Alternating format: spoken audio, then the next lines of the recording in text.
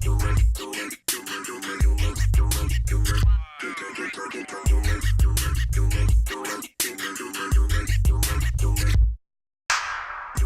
is Math Bytes, and I'm Allison. Today we're talking about adding and subtracting fractions with unlike denominators. To add or subtract fractions, they must have the same denominator. And if they don't, you have to find a common denominator before you add or subtract them. A great deal is made about finding the least common denominator, but you don't actually have to do that. As long as you find a common denominator and then reduce your answer to lowest terms, you'll be fine. So here's a formula for you.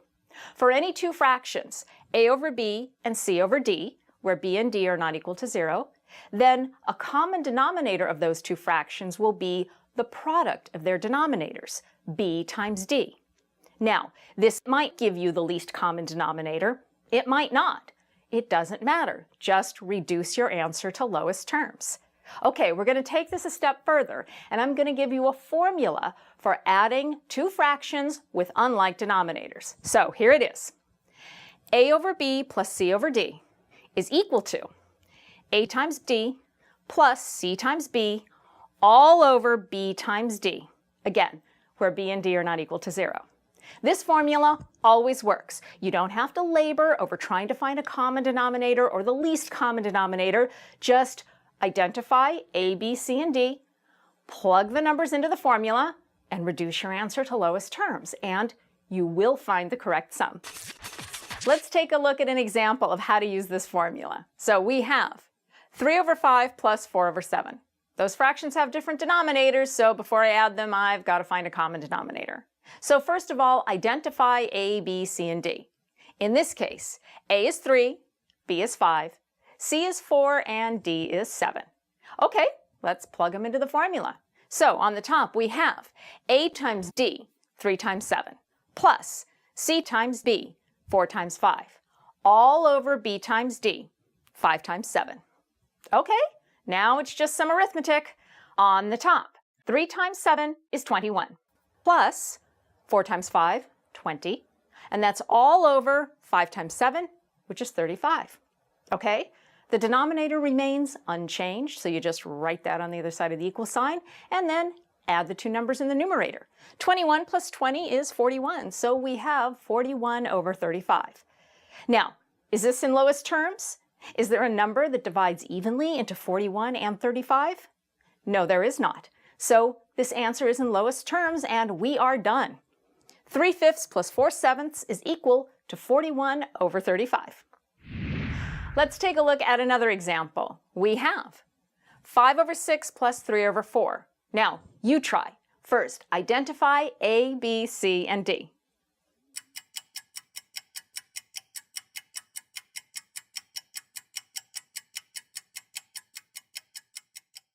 Okay, so a is 5, b is 6, c is 3, and d is 4.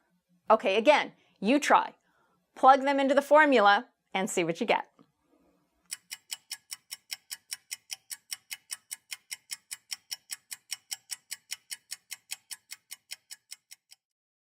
Okay, let's plug them in and see what we get. On the top, we have a times d, 5 times 4, plus c times b, 3 times 6.